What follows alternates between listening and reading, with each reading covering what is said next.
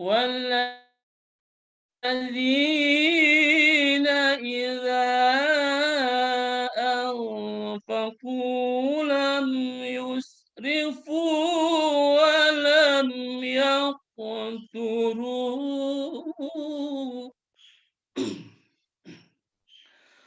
ولم يقتروا وكان بين ذلك قواما. صدق الله العظيم. Akhirul kalam. Wassalamualaikum warahmatullahi wabarakatuh. Waalaikumsalam warahmatullahi wabarakatuh. Barakallahu fiikum. Mudah-mudahan dengan lantunan ayat Al-Quran tadi mendatangkan pahala kebaikan bagi kita semua, khususnya bagi yang membacakan. Amin. Allah ya Rabb. Selanjutnya kita menginjak kepada pokok acara, yaitu tausiah yang akan disampaikan oleh Pak Ustadz Ali Husan selama 45 menit ke depan, dan ada maksimal 3 pertanyaan. Barangkali ada nanti dari Bapak Ibu sekalian ada yang perlu dipertanyakan. Kami membatasi sampai 3 pertanyaan, dan sebelumnya nanti pada akhir acara nanti mohon Pak Ustadz untuk menutup dengan pembacaan doa. Mangga Pak Ustadz, kami persilakan. Baik, mohon izin ini koneksi Zoom yang satu lagi terputus untuk menyajikan layarnya.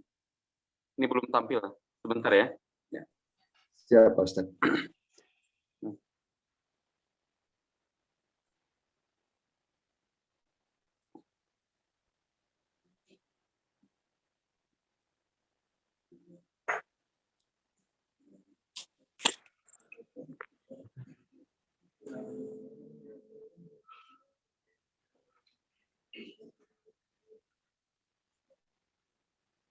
Mohon dibacakan, Pi.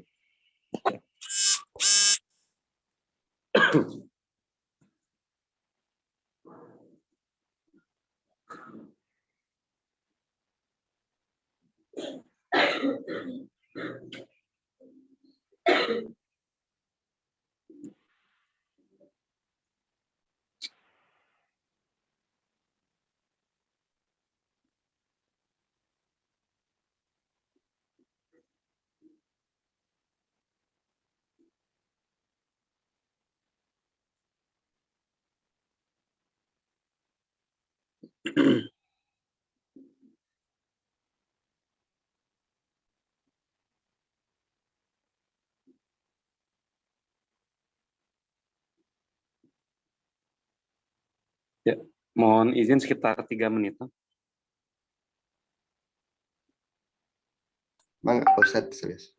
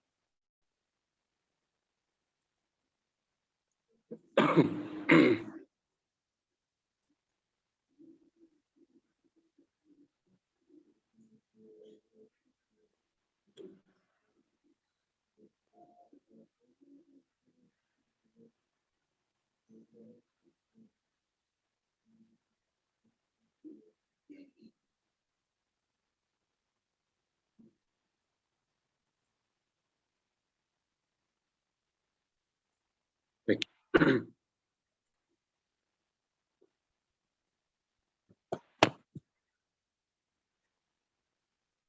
Bismillahirrahmanirrahim. Assalamualaikum warahmatullahi wabarakatuh.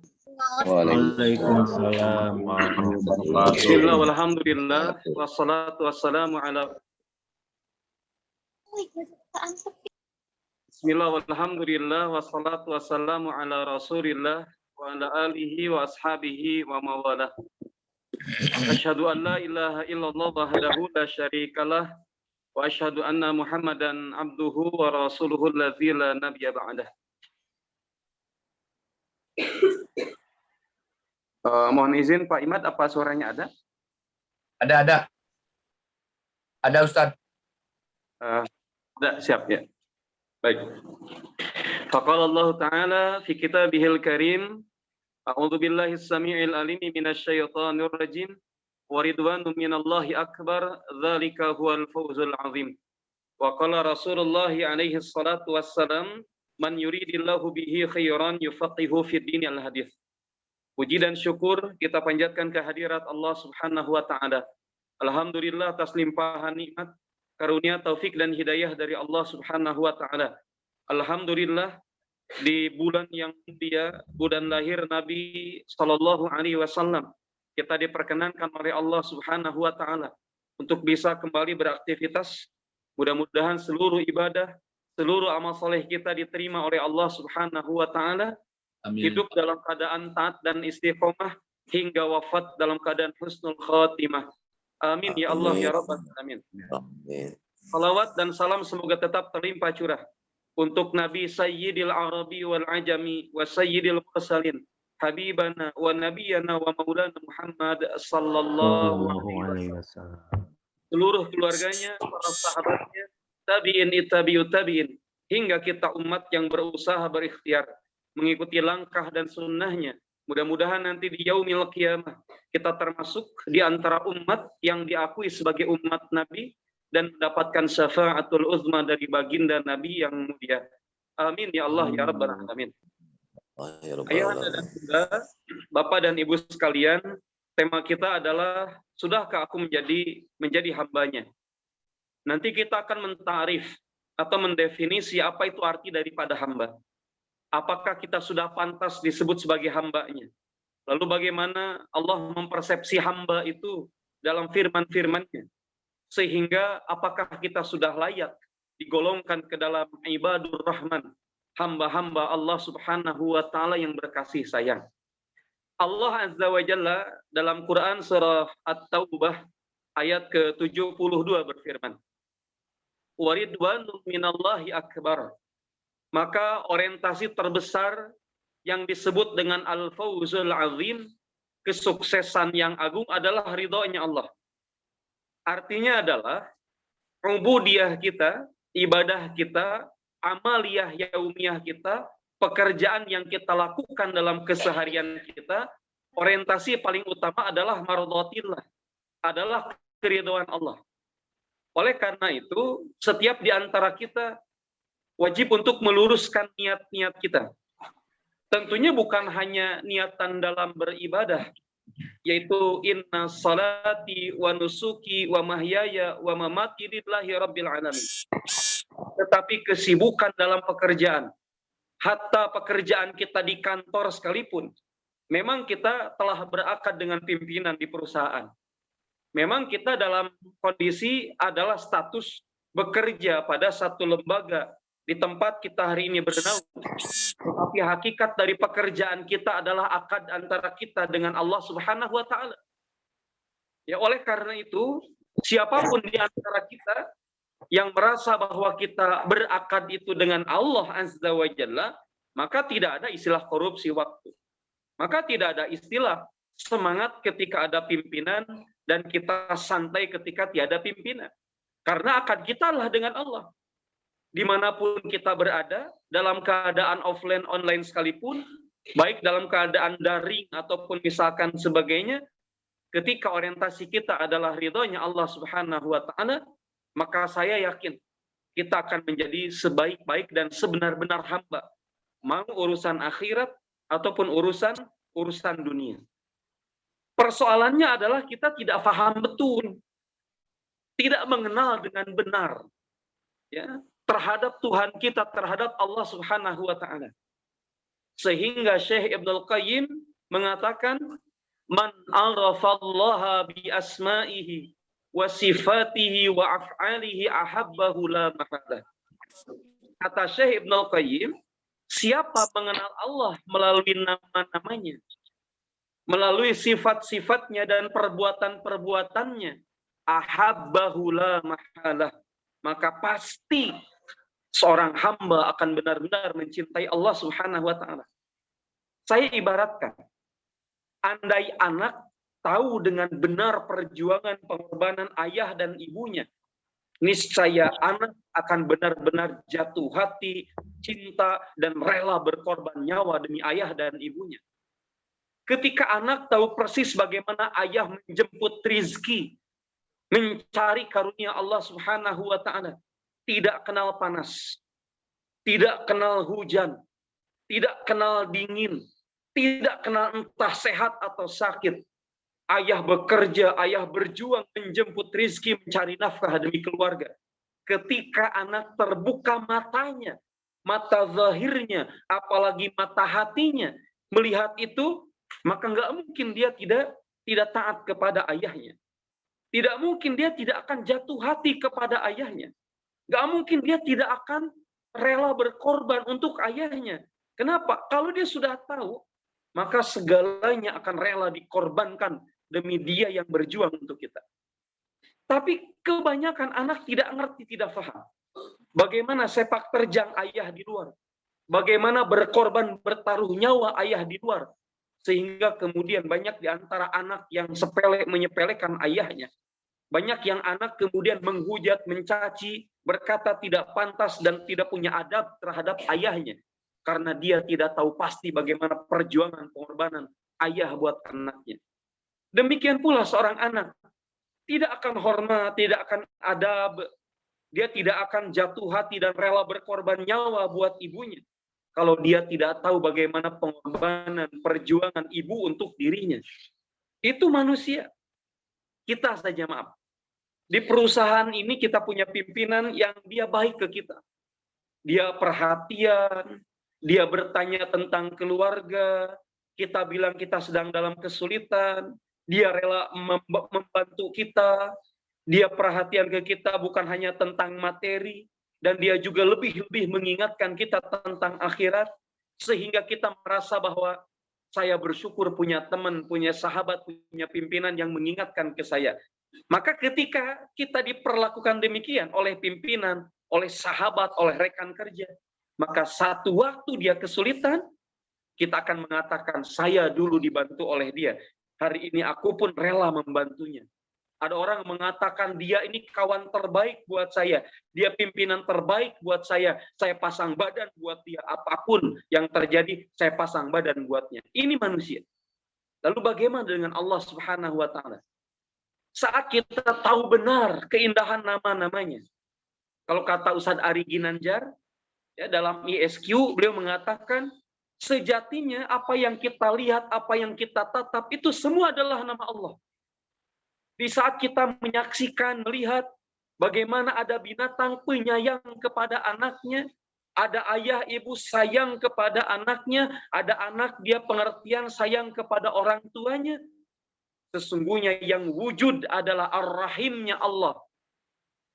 Ketika kita melihat misalkan tentang indahnya dunia, tentang luasnya langit, tentang luar biasanya samudra, tentang peliknya kehidupan, tetapi dalam genggaman Allah semua mudah dalam pengaturannya.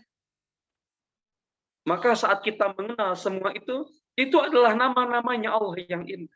Dan itu termaktub dalam Asmaul Husna. Apalagi kita mengenal sifat-sifat Allah.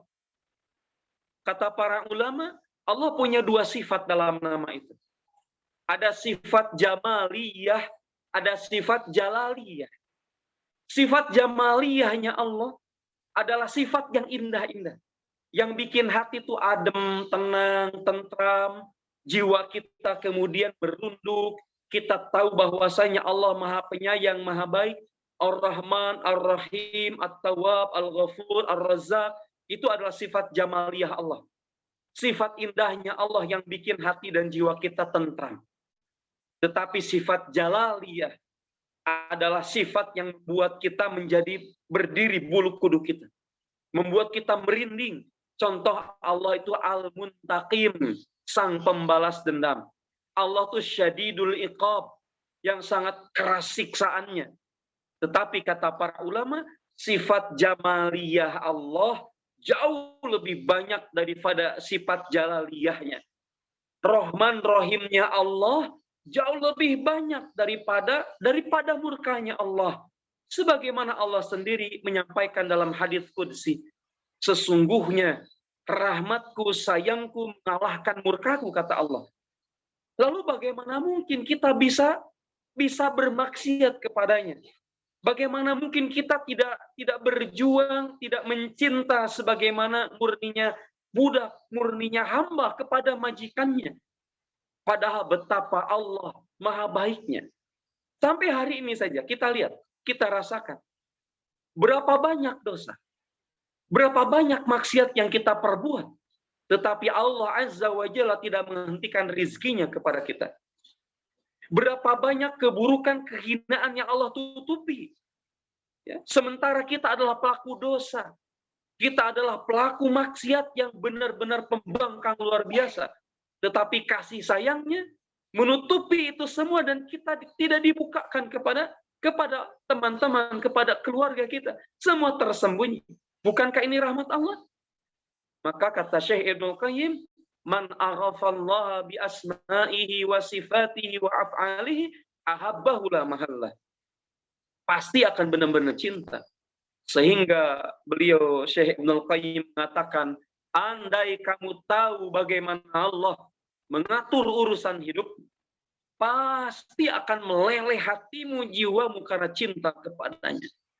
Pasti bercucur berlinang air mata. Karena engkau tahu betapa maha sempurna Allah Azza wa Jalla. Ayahanda dan bunda, satu waktu ada salah satu ustadz yang tersangkut korupsi dan dituduh korupsi dan akhirnya divonis penjara 16 tahun di LP Sukamiskin. Beliau aktif berdakwah. Satu-satunya dai yang super aktif berdakwah di LP itu adalah beliau. Ya. Beliau ini setiap subuh ngisi kajian, beliau sendiri ngisi kajian di LP Sukamiskin. Setiap pagi menjamu setelah beres kajian, beliau menjamu seluruh napi-napi tersebut yang tersangkut korupsi untuk memakan. Satu waktu ada seorang, maaf, dalam tanda kutip, seorang ateis. Lantas dia datang kepada Ustadz dan mengatakan, Ustadz, ini kan penjara. Ini bukanlah tempat dunia luar yang Anda bisa luas mengkaji dan mengaji. Lalu kemudian Ustadz itu mengatakan, Anda ada urusan apa sehingga komentar terhadap majelis yang saya buat? Dia mengatakan Tuhan itu tidak ada. Dia mengatakan omong kosong dengan Tuhan. Karena katanya menurut dia semua itu harus diperjuangkan dengan usaha dan ikhtiar kita dan Tuhan itu tidak ada. Lalu Ustadz kita mengatakan, coba katanya, contohnya seperti apa? Kalau mau makan katanya, saat kita mau makan, saat kita minta pada Tuhan, Tuhan tidak memberikan turun langsung dari langit. Kita kerja, kita kemudian keluar peluh, keluar keringat, kita lelah, lalu kita dapat uang. Setelah kita dapat uang, kita belanja, dan itu pun belum bisa kita makan, masih mentahan. Baru kita olah di dapur, setelah kita olah di dapur, baru kemudian kita bisa makan.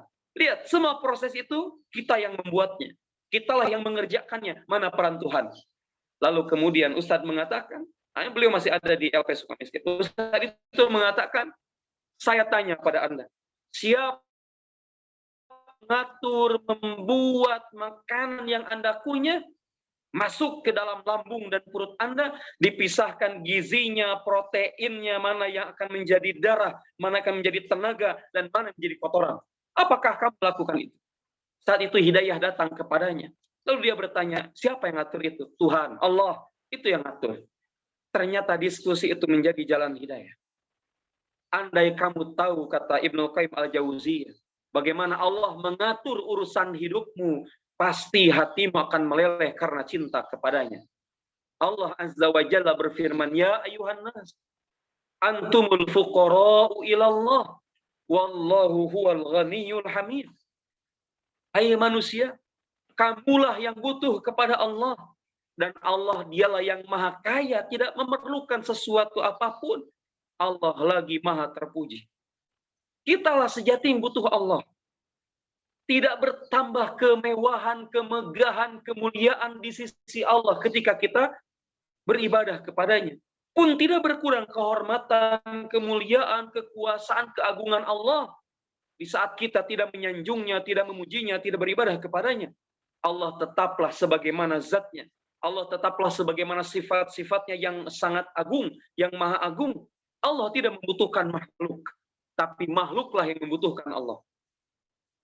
Bukankah ujian adalah tanda sayang dari Allah? Sebagaimana Allah berfirman, sebagaimana Nabi alaihi salatu wasallam bersabda, "Idza ahabballahu qauman ibtalahum." Allah tuh kalau cinta banget ke hamba, Allah menguji hamba itu. Kenapa? Karena kata Allah, aku rindu sanjungannya, aku rindu munajatnya. Ketika dia mengatakan, Ya Rabb, Ya Rabb, Ya Rabb. Kata Allah itu adalah kalimat yang aku rindu dari hamba-hamba. Antumul fuqara'u ilallah, wallahu huwal ghaniyul hamid. Satu waktu, ketika ada satu peperangan di masa Nabi alaihi salatu wassalam, peperangannya berakhir. Lantas kemudian waktu itu Nabi alaihi salatu wassalam melihat ada ibu yang bolak-balik nyari anak. Ada ibu yang bolak-balik nyari anak. Lalu kemudian ketika itu ibu itu mendapati anaknya, ada anaknya sehat setelah berpisah beberapa waktu. Kata Nabi alaihi salatu wassalam, "Atarawna hadhil mar'ah tarihatan waladaha finnar?" Apakah kalian kira ini wanita rela sanggup memasukkan anaknya ke dalam api? Kemudian kata para sahabat radhiyallahu anhum, la, tidak. Wallahi wahiya takdiru ala an tatrahahu. Sesungguhnya dia tidak akan melemparkan anaknya ke dalam api karena sayangnya. Faqala Rasulullah sallallahu alaihi wasallam, Allahu arhamu bi ibadihi min hadhihi bi waladiha. Sesungguhnya Allah Subhanahu wa taala lebih penyayang dari penyayang ini ibu pada anaknya. Kurang sayang apa coba orang tua kita pada kita? Bahkan mereka pernah mengatakan ketika mereka sakit, mereka mengatakan ketika anaknya sakit, mereka suka mengatakan, andaikan bisa sakit itu diberikan ke saya, tidak ke anak. Saya lebih rela memikul sakit ini daripada aku melihat anakku yang sakit. Betapa penyayang orang tua. Ada orang tua yang rela bertukar nyawa dengan mengatakan anakku lebih pantas untuk hidup. Dia belum mengenal indahnya dunia. Andai bisa bertukar nyawa, saya mau dan saya ingin anakku yang hidup, aku boleh untuk meninggal dunia. Betapa penyayang, betapa sayang orang tua pada anak. Tapi kata Nabi alaihi salatu wassalam, Allahu arhamu bi ibadihi min hadhihi bi waladihi. Allah lebih penyayang kepada hamba-hambanya daripada melebihi sayangnya ibu ini kepada anaknya. Dan tidaklah dirasakan sayangnya Allah kepada kita kecuali oleh hati yang punya hati yang bersih. Tidaklah terasa dan berasa sayangnya Allah kecuali oleh mereka yang punya hati yang bersih, punya otak yang jalan, punya logika yang jalan. Dia akan merasakan bagaimana penyayang Allah kepada dirinya. Tetapi siapa yang nafsu, dosa, maksiat telah menutupi hatinya, dia tidak akan bisa memandang, melihat bagaimana Allah penyayang kepada dirinya. Bahkan dia akan suudzon, berburuk sangka kepada Allah. Waliyadzubillah, na'udzubillah, summa na'udzubillah.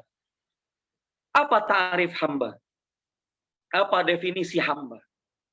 Syekh Ibnu Athaillah dalam kitab Al-Hikam, beliau mengatakan, Ma ahbabtu syai'an illa kuntu lahu abdan wa huwa la yuhibbu an takuna li ghairihi abdan. Nah, ini sosok yang sangat terkenal dan kitabnya banyak dikaji di pondok pesantren. Kitab Al-Hikam. Syekh Ibnu Athaillah Asy-Sakandari. Ya, Masya Allah kata-katanya benar-benar penuh dengan hikmah. Beliau mengatakan, Ma ahbabtu syai'an illa kuntu lahu abdan. Tidaklah engkau mencintai sesuatu kecuali menjadi hamba baginya. Ketika kita sudah benar-benar cinta pada sesuatu, baik itu barang, baik itu materi, maka kita menjadi hambanya, rela diperbuat, dilakukan, jadi apapun juga. Kita lihat misalkan, ada orang yang dia benar-benar tergila-gila pada seseorang. Anggaplah anak-anak remaja yang tergila-gila dengan opa-opa Korea misalkan. Dengan orang-orang Korea misalkan. Mereka rela menjadikan dirinya sebagaimana orang Korea. Sebagaimana idolanya. Ketika idolanya rambutnya kemudian diwarnai, dia ikut diwarnai. Ketika idolanya memakai pakaian aneh-aneh, dia pun rela mengikuti. Ketika idolanya mengatakan A, dia ikut A. Idolanya mengatakan B, dia ikut B. Maka itulah hakikat hamba. Ma'ahbabtu syai'an illa kuntu lahu abdan. Tidaklah engkau mencintai sesuatu illa kunta lahu abdan. Ya. Kecuali engkau menjadi hamba baginya. Kita terserah idola kita. Apapun yang dikatakan idola kita, yang penting ngikut idola. Itu pada orang. Sekarang bagaimana kemudian jika idola kita adalah Allah dan Rasulnya? Ketika idola kita Allah dan Rasulnya, maka kita mengikuti Allah dan Rasulnya. Tidak ada pembangkangan. Kalau hari ini kita ada pembangkangan dalam kehidupan, kita bermaksiat, kita melakukan dosa, padahal itu dilarang oleh Allah Subhanahu wa Ta'ala, telah terbukti bahwa kita bukanlah hamba. Karena kesejatian seorang hamba, ma'ahbabta syai'an illa kunta lahu abadan. Tidaklah engkau mencintai sesuatu kecuali engkau menjadi hamba baginya. Para pecinta itu rela mengikuti yang dicintainya. Rela berkorban demi yang dicintainya. Dan dia sami'na wa ata'na pada yang dicintainya. Satu waktu, seorang badui datang kepada Nabi alaihissalam. Lalu badui ini mengatakan, "Ya Rasulullah, mata sa'ah." Wahai Nabi, wahai Rasul, kapankah terjadinya hari kiamat? Nabi diam aja. Ketika Nabi diam, lalu badui mengatakan, "Ya Rasulullah, mata sa'ah." Ya Rasulullah, kapankah terjadinya hari kiamat? Kata para sahabat, radhiyallahu anhum, itu adalah waktu, itu adalah saat di mana para sahabat membenci kepada badui ini. Betapa badui su'ul adab. Dia jelek akhlaknya. Dia kok begitu kepada Nabi? Nanya sekali tidak dijawab, nanya lagi. Harus dia ngerti. Nggak boleh gitu, diam harusnya. Para sahabat menganggap ini badui su'ul adab. Kali pertama ketika ini badui bertanya, mata sa'ah. Lantas kemudian Nabi alaihi salatu wassalam berbalik di pertanyaan kedua. Mengatakan kepada badui itu, ma'adattalaha. Kamu punya bekal apa? Berani bertanya tentang hari kiamat, kamu punya bekal apa? Lalu badui mengatakan, la syai' ya Rasulullah. La syai' ya Rasulullah. Tidak sedikit pun ya Rasulullah, saya punya bekal, punya amalan untuk dibawa nanti hari kiamat. Kalau orang itu nanya ke kita, orang bertanya kapan hari kiamat, lalu kita bilang kamu punya apa? Lalu dia jawab saya nggak punya apa-apa. Mungkin kita akan bilang, kalau belum punya bekal, jangan ngomong, jangan nanya tentang hari kiamat. Mungkin kita bilang begitu. Mungkin kita bilang begitu. Tapi ini kata badui, la syai' ya Rasul. Tidak sedikit pun amal. Illa kecuali. Ahabbani Allah wa rasulah. Aku punya cinta pada Allah dan Rasulnya. Maka kata Nabi alaihi salatu wassalam, anta ma'aman uhbib. Atau anta ma'aman ahbabata. Engkau bersama dengan orang yang kau cintai. Almar'u ma'aman uhib. Orang itu akan membersamai orang yang ia cintai. Maka hadis ini kata para ulama, hadis yang asalnya datang dari su'ul adabnya badui, yang kemudian orang-orang para sahabat tuh marah gara-gara Badui ini tidak punya adab. Tapi kata para periwayat hadis itu, tidaklah kami bahagia kecuali ketika hadis itu ada. Tidaklah kami bahagia kecuali ketika hadis itu ada. Al-mar'u ma'aman uhib. Seseorang itu dia akan bersama yang dia cintai. Maka mereka berlomba-lomba para sahabat mencintai Allah dan Rasulnya. Mencintai Allah dan Rasulnya. Maka bentuk cinta kita kepada Allah adalah sami'na wa ata'na. Kami dengar, kami taat tanpa membangkang. Tanpa pilih-pilih syariat. Haram ya haram, halal ya halal. Kita tidak berada dalam keabu-abuan. Di antara cinta kepada Nabi alaihi salatu wassalam, memperbanyak salawat kepadanya. Kata Nabi, aksirus salata alayya. Perbanyaklah salawat kepadaku, kata Nabi. Maka orang yang paling banyak salawatnya, dia yang paling berhak mendapat syafaat dariku, kata Nabi. Maka itu tanda cinta. Dan Rabiul Awal, bulan ini adalah bulan lahir Nabi alaihi salatu wassalam. Di mana kita dianjurkan memperbanyak bersalawat kepadanya. Sebagai bentuk tanda cinta, tanda syukur, bahwa Nabi telah dilahirkan, bahwa Nabi telah ada membawa risalah, menjadi contoh, menjadi suri tauladan. Inilah bentuk cinta. Dan kita mengikuti apa yang kemudian dicontohkan olehnya. Kata Syekh Ibnu Athaillah, ma ahbabta syai'an illa kunta lahu abdan. Tidaklah engkau mencintai sesuatu kecuali engkau menjadi hamba, menjadi budak baginya. Wa huwa la yuhibbu an takuna li ghairi abdan. Dan Allah tidak suka engkau menjadi hamba selainnya. Hamba siapa kita ini? Apakah hamba dunia kita ini?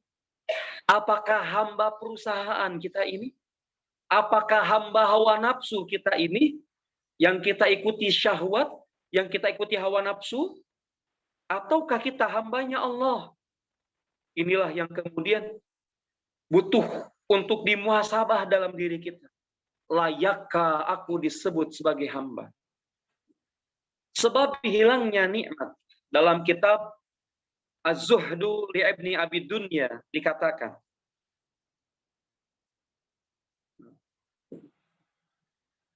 ya, bihaqqi aqwalu lakum kama yanzuru al-maridu ila tayyibit ta'am.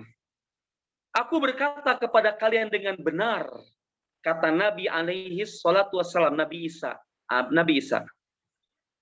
Sebagaimana orang sakit memandang makanan lezat, tapi tidak bisa menikmati karena hebatnya rasa sakit. Demikian pula lah pecinta dunia nggak bisa menikmati ibadah dan nggak bisa merasakan manisnya ibadah, manisnya iman, karena dia telah memiliki cinta terhadap dunia yang berlebih. Dia telah menjadi hamba dunia, bukan hamba Allah. Maka para hamba dunia tidak akan bisa menikmati nikmatnya sholat, nggak bisa menikmati nikmatnya tilawah Al-Quran, nggak bisa menikmati indahnya, senangnya saat nolong orang dan ketika dia bersedekah. Sebagaimana kita sakit, kita senang satu makanan. Taruhlah kita sangat senang sekali dengan bakso. Favorit banget dengan bakso, tiada hari tanpa makan bakso. Lantas kemudian ketika kita sakit, rasa semua berubah jadi hambar. Saat kita makan bakso bukan hanya hambar, dia malah menjadi pahit. Dan kita menjadi mual untuk memakannya. Kita kemudian melewatkan makanan yang menjadi makanan favorit buat kita di saat kita sakit. Begitulah hati. Begitulah iman.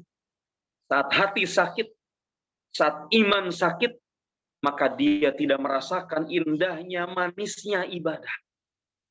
Sholat jauh dari khusyuk, doa jauh dari tenang, sedekah jauh dari ikhlas, dan sebagainya. Kenapa? Hatinya imannya tengah sakit. Hatinya imannya tengah sakit. Apakah orang-orang model kita ini pantas disebut hamba? Apakah orang-orang model kita yang sholat jauh dari khusyuk ini pantas dapat perhatian dari Allah? Apakah orang-orang model kita ini yang banyak melakukan dosa, padahal telah tahu bahwa itu adalah salah dan diharamkan Allah, masih kita melakukan? Pantaskah kita ditolong Allah? Pantaskah kita diutamakan Allah daripada hamba yang lainnya? Pantaskah kita diselamatkan dari kubangan, kesulitan, dan kesusahan dengan model-model ibadah yang begini? Sholat yang diakhir-akhirkan. Sholat yang jauh dari khusyuk. Ibadah yang asal-asalan, yang nggak pakai ilmu. Pantaskah kita diperhatikan, diprioritaskan oleh Allah? Sehingga Allah berfirman, hal yastawil ladzina ya'lamuna wal ladzina la ya'lamun? Apakah sama antara orang yang tahu dan yang tidak tahu? Apakah sama perlakuan terhadap orang yang beriman dan tidak beriman? Berbeda tentunya. Sebagaimana kita kepada perlakuan teman-teman kita. Ya, kita memperlakukan teman-teman yang baik dan yang tidak baik terhadap kita berbeda. Bagaimana dengan Allah? Oleh karena itu, bagaimana agar kita menjadi hamba yang sejati di sisi Allah?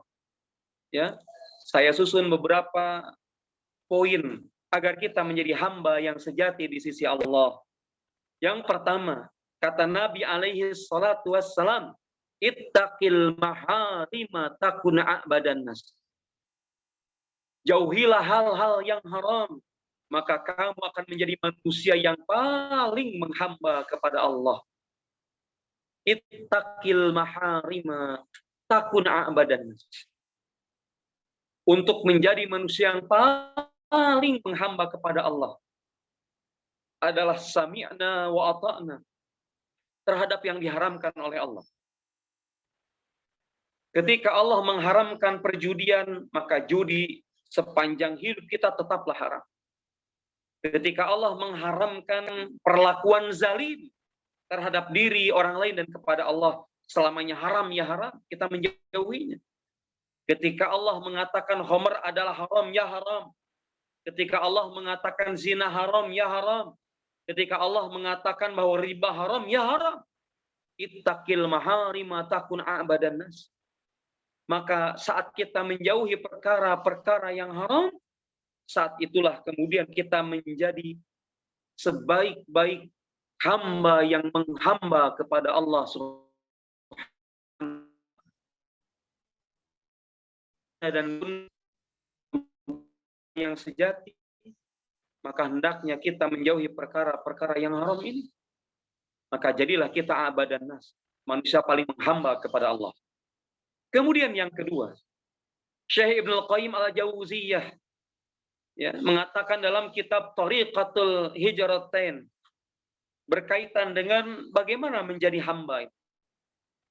Beliau mengatakan innallaha, sesungguhnya Allah, idza arada bi'abdin khairan, ketika ingin menjadikan hamba itu baik, salaba ru'yata a'malihil hasanata min qalbihi, dia Allah akan melenyapkan dari hatinya pandangan kekaguman dirinya terhadap amal-amalnya yang baik.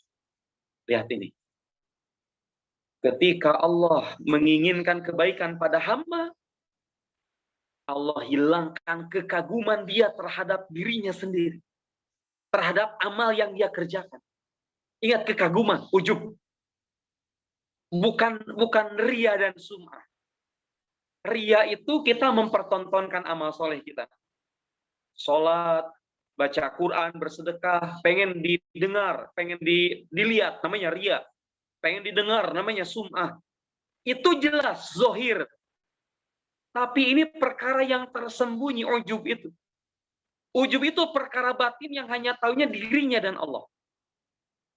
Kita bangun tengah malam, lalu kita mengatakan dalam hati kita, ya Rabb, hamba bangun, yang lain tidur. Hamba qiyamul lail, yang lainnya mendengkur. Ya Rabb, hamba bermunajat, yang lainnya adalah tidur nyenyak. Itu ujub.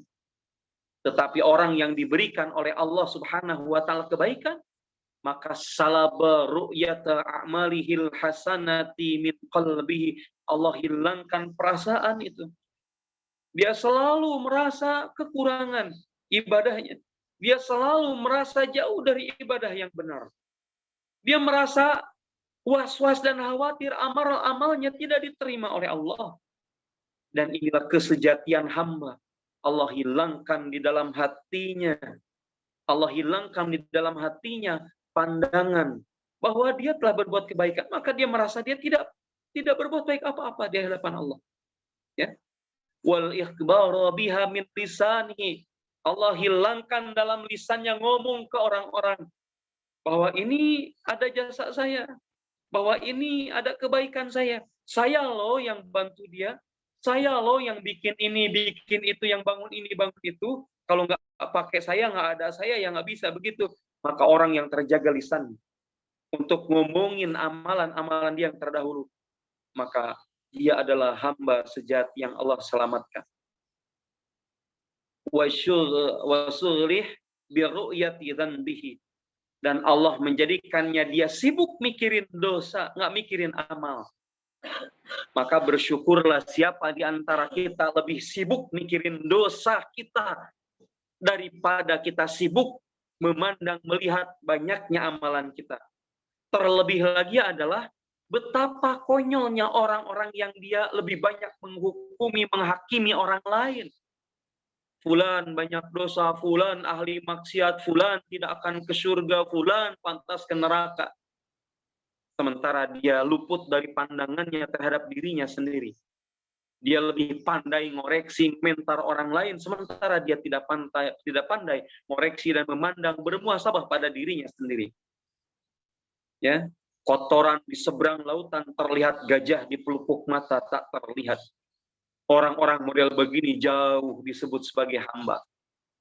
Maka menjadi hamba yang sejati yang ketiga, yang kedua, tidak kagum pada amalan.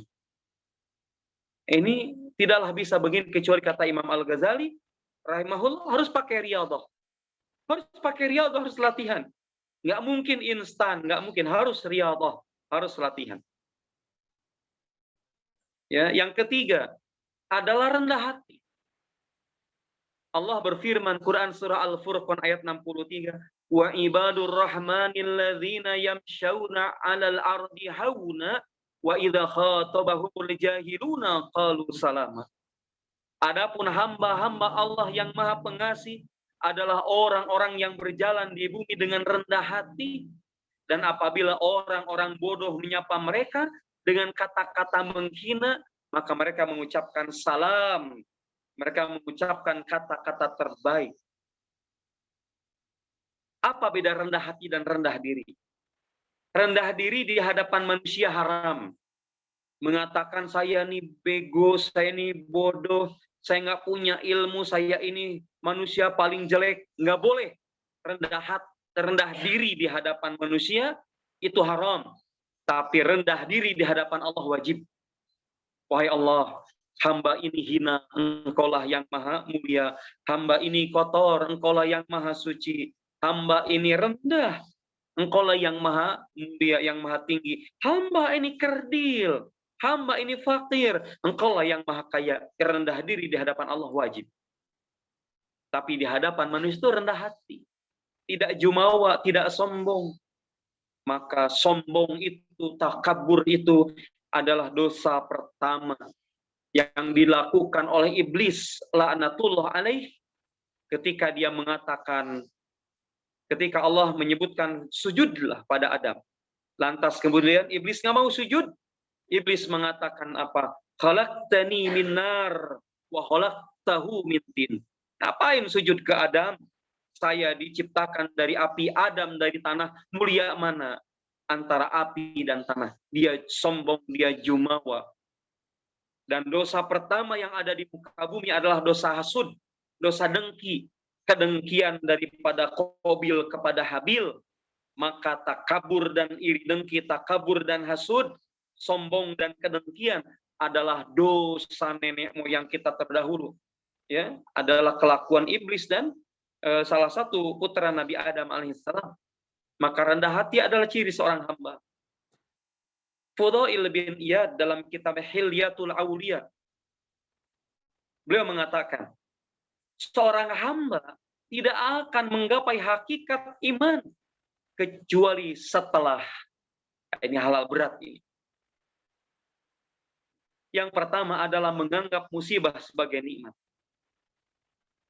Adakah kita bisa begini? Menganggap musibah sebagai nikmat? Adakah mungkin kita melakukan ini saat kita dapat misalkan tiba-tiba pimpinan kita, tiba-tiba perusahaan kita memberikan kita hadiah tak terduga. Dikasih motor, dikasih mobil, dikasih tabungan puluhan juta. Lalu tiba-tiba kita mengatakan inna lillahi wa inna ilaihi raji'un. Celaka nih musibah, ini musibah. Padahal yang datang adalah emas, permata, motor, mobil, rumah, uang. Lalu kita mengatakannya sebagai ini sebagai musibah. Nggak bisa. Tapi orang yang imannya benar, ketika datang nikmat, ketika datang dunia kepadanya, dia akan mengatakan ini adalah musibah. Satu waktu, kebiasaannya Khalifah Harun ar-Rasyid, ini terkenal Khalifah Harun ar-Rasyid, itu suka undang ulama dan minta dinasehati. Salah seorang ulama datang, kalau tidak salah Syekh Hasan al-Basri rahimahullah. Kata Khalifah Amirul Mukminin Harun ar-Rasyid, nasihati aku. Maka diberikan nasihat oleh Hasan al-Basri, berlinang air mata, itu nangis Harun ar-Rasyid. Ketika nangis Harun ar-Rasyid, kemudian cukup katanya. Maka Syekh Hasan al-Basri pamitan. Tapi kata Khalifah, tunggu dulu wahai pengawal, ambilkan untukku sekeping emas yang telah kusiapkan. Lalu kemudian itu kepingan emas diberikan kepada Syekh Hasan al-Basri. Syekh Hasan mengatakan, demi Allah katanya, engkau ini aku tunjukkan padamu jalan rahmat Allah, aku tunjukkan padamu jalan menuju surga, tapi engkau menggantikan untukku jalan menuju neraka, ini musibah. Lihat bagaimana para ulama memandang hadiah-hadiah berupa dunia adalah musibah. Dan nikmat tadi, musibah sebagai nikmat, ya maaf, kebalik. Yang pertama tadi nikmat sebagai musibah. Sekarang kebalikannya, bagaimana musibah dipandang nikmat? Saat kita sakit, kita pandang ini nikmat.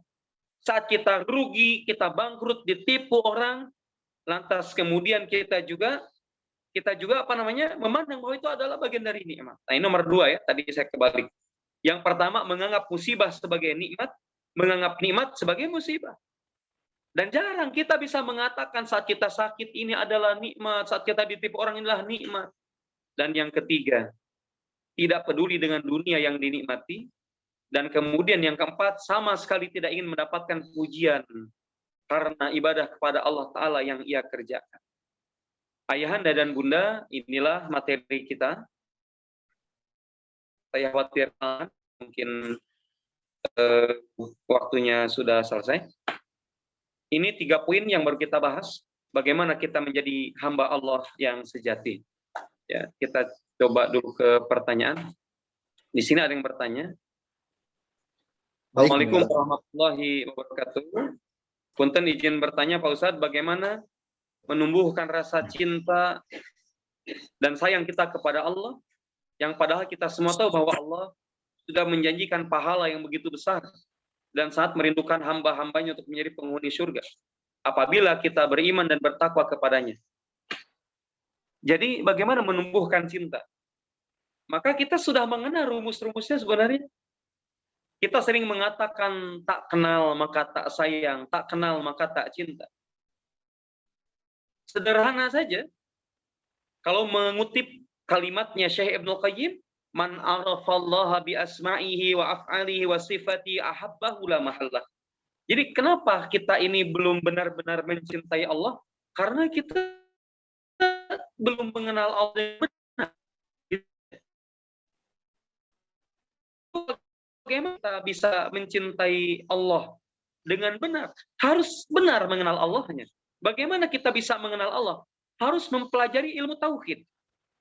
Harus mempelajari nama-nama dan sifat-sifat Allah. Ketika kita mempelajarinya, Maka muncullah kalimat itu. Ketika kita sudah mengenal, ketika kita sudah benar-benar mendalaminya, maka kita akan benar-benar jatuh hati dan jatuh cinta.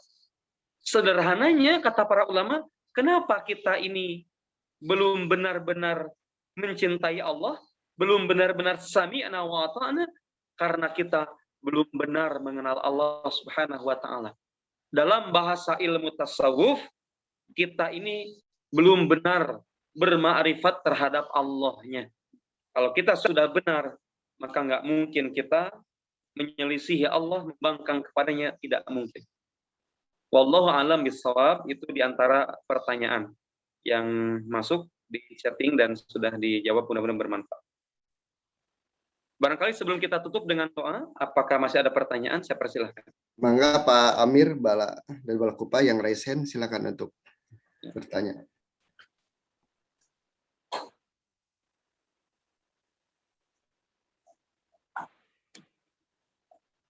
Pak Amir, silakan, masih di mute. Terima kasih. Assalamualaikum Pak Ustadz, saya pengen bertanya. Tadi yang disampaikan tentang rendah diri dan rendah hati, Pak. Ya. Rendah diri hukumnya haram tadi, Pak. Bapak nyampaikan seperti itu. Nah, kaitan dengan tawadu dan mungkin penjabarannya seperti apa, Pak? Karena kita sering di hadapan sesama kita, ya karena kita diharamkan juga untuk sombong, Pak. Itu sering kita bukan melemahkan. Betapapun ilmu kita banyak, sering mengatakan saya tidak punya ilmu, hanya secuil di hadapan Allah. Itu mungkin yang ingin menjelaskan seperti itu tadi, bahwa rendah diri itu haram tadi, Pak. Ya, terima kasih, Pak. Iya. Kenapa saya mengutip bahwa ketika para ulama mengatakan rendah diri di hadapan manusia itu haram? Karena secara tidak langsung kita telah menafikan penciptaan Allah. Menafikan penciptaan Allah. Contoh misalkan, rendah diri itu dia lebih kepada minder sebenarnya. Ketika misalkan ada orang yang bertanya, ada orang yang ketika dia mengatakan kepada orang lain bahwa saya ini manusia paling bodoh di antara teman-teman kayaknya. Saya ini manusia paling jelek di antara teman-teman kayaknya. Itu dia telah melemahkan penciptaan Allah yang maha sempurna. Sementara Allah berfirman, laqad khalaqnal insana fi ahsani taqwim. Dia tidak boleh. Nah, ini contoh misalkan sederhananya. Dulu ketika almarhum Gus Dur ada, dan kemudian beliau menjadi pimpinan di partai PKB saat itu, lantas banyak orang yang menghujat dengan mengatakan bahwa katanya itu PKB itu dulu ini PKB itu partai kurang bentak. Orang mengatakan demikian karena melihat sosok Gus Durnya. Lalu kan banyak orang menghujat kepada Gus Dur yang tidak bisa melihat. Kata salah satu putrinya, Yeni Wahid, beliau mengatakan bahwasanya mereka tidak sadar mereka tengah mencemooh, mencaci ayahku, tetapi hakikatnya dia telah mencemooh, mencaci pencipta ayahku. Nah, maka rendah diri itu dia sedang merendahkan pencipta dirinya. Seperti pada mobil. Jelek banget ini mobil, kualitasnya buruk dan tidak bagus. Sejatinya bukan sedang menghina si mobil, sedang menghina yang menciptakan mobil itu. Nah, sekarang diri kita merendahkan diri kita. Nah, maka harus beda sekali. Harus dibedakan antara rendah diri dan tawadhu. Apa itu tawadhu? Tawadhu itu kata para ulama, tawadhu itu makna hakikinya adalah, ta'rif lugawinya adalah dia tidak melebih-lebihkan dan tidak mengurang-ngurangkan apa yang ada pada dirinya. Tidak melebihkan dan tidak mengurangi apa yang ada pada dirinya. Ketika seseorang dia mengatakan, ya saya hanya begini saja, berarti dia telah meyakini bahwa dia seperti bagaimana yang dia ucapkan. Tidak mengurangkan, tidak merendah untuk meninggi. Maka tawadhu itu sekali lagi kata para ulama, dia tidak melebihkan apa yang ada pada dirinya dan dia tidak mengurangi apa yang ada pada dirinya. Maka pada saat orang lain memuji kita, biasanya terpancing mengatakan ini saya hanya secuil ilmu, tidak punya ini, tidak punya itu. Itu terpancing ketika orang muji. maka ada obatnya. Ya, Nabi alaihi salatu wassalam memberikan kepada kita obatnya. Di saat orang lain menyanjung memuji kita dengan kebaikan, dengan mengatakan, sudah cakep, keren, pinter lagi. Buru-buru kita ucapkan beberapa zikir. Di antaranya, Alhamdulillahi Rabbil Alamin. Atau kita mengatakan, Alhamdulillahi bini'matihi tatimmus salihah. Biasanya kita, apalagi karakter orang Sunda suka begitu.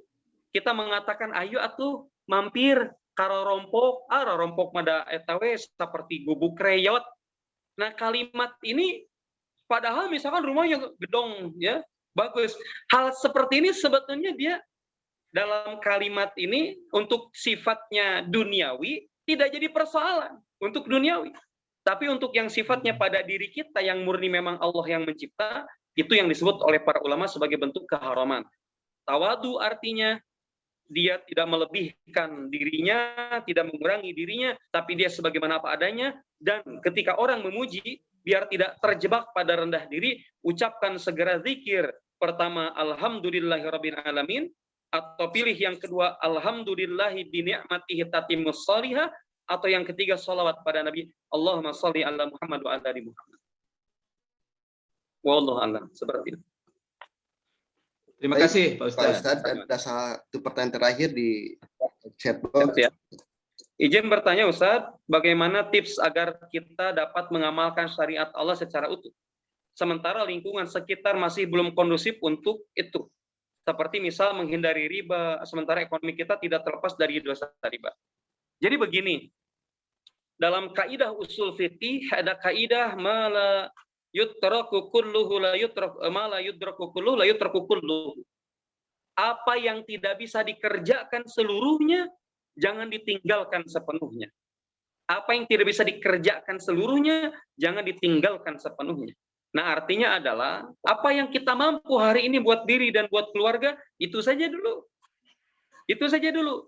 Dan kita berkeinginan hidup di atas syariat yang benar. Meskipun belum kondusif. Maka sebagaimana firman Allah kepada Nabi alaihi salatu wassalam, wa anzir asiratakal aqrabin.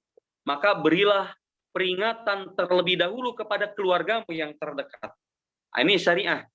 Jadi kita minimal buat diri dan keluarga. Tanamkan syariah itu buat diri dan keluarga. Nah, kalau berbicara tentang ini, misalkan ekonomi kita tidak terlepas dari dosa riba. Nah, ini panjang penjelasannya. Ya, kalau menyangkut tentang perkara ini, itu panjang penjelasannya. Saya cukupkan dengan cukup hari ini kita, bahkan Allah misalkan yang kita mampu dalam lingkup kita yang mungkin dilakukan, tidak bohong, tidak ghibah, tidak fitnah, tidak berjudi dan sebagainya. Hal-hal yang itu bisa kita minimalisir dalam diri dan dalam keluarga kita. Wallahu a'lam bishawab. Inilah yang bisa kita bahas dalam kesempatan pagi hari ini. Ayahanda dan Bunda, kita tutup dan bermunajat kepada Allah Subhanahu wa taala.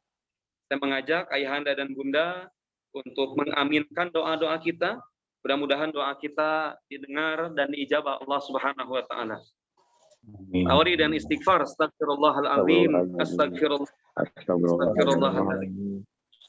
Allahumma salli ala Muhammad wa ala ali Muhammad kama sallaita ala Ibrahim wa ala ali Ibrahim wa barik ala Muhammad wa ala ali Muhammad kama barakta ala Ibrahim wa ala ali Ibrahim fil alamin innaka Hamidum Majid.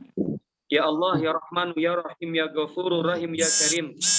Amin. Ya Allah. Ampuni khilafan dan kesalahan kami ya Rahman. Amin. Berikan kami waktu dan bertaubat kepadamu ya Allah.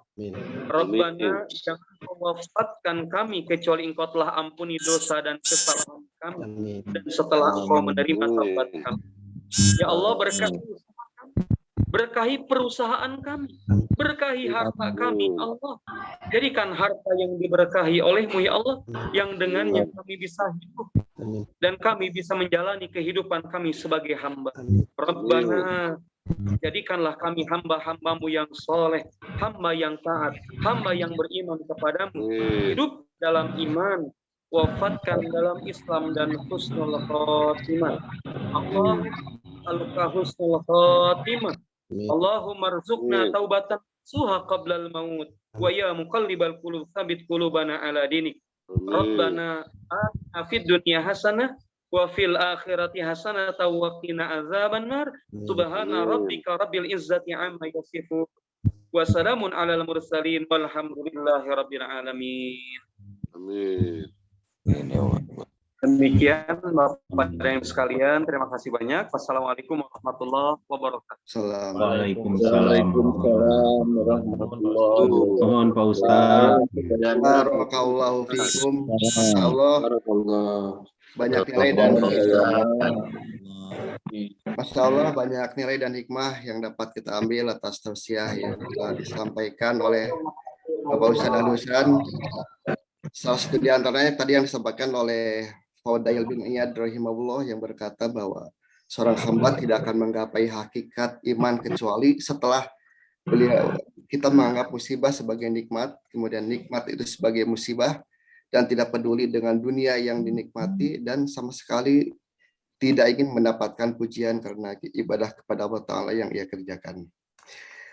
Semoga kita semua dapat mengamalkan kebaikan-kebaikan yang tadi disampaikan pada tausiah yang Pak Ustadz sampaikan.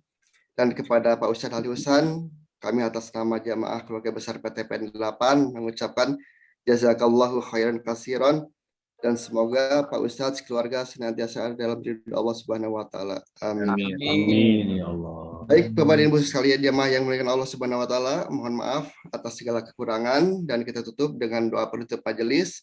Subhanakallahumma wa bihamdika asyhadu an la ilaha illa anta astaghfiruka wa atubu ilaik. Billahi taufiq wal hidayah. Assalamualaikum warahmatullahi wabarakatuh. Waalaikumsalam warahmatullahi wabarakatuh. Nuhun Pak Yana. Nuhun Pak Yana. Sawang sulma. Putriana sehat Putriana? Putri, apa kabar Putri? Sehat. Mana Pak Sri, Pak Teddy Tarunajaya? Sehat semua. Ya, Alhamdulillah. boleh. Jim Lee, Papi, Assalamualaikum. Enggak, izin live. Host silakan tutup. Ya, nanti izin end meeting untuk direkod. Assalamualaikum warahmatullahi wabarakatuh. Assalamualaikum. Allahu Akbar.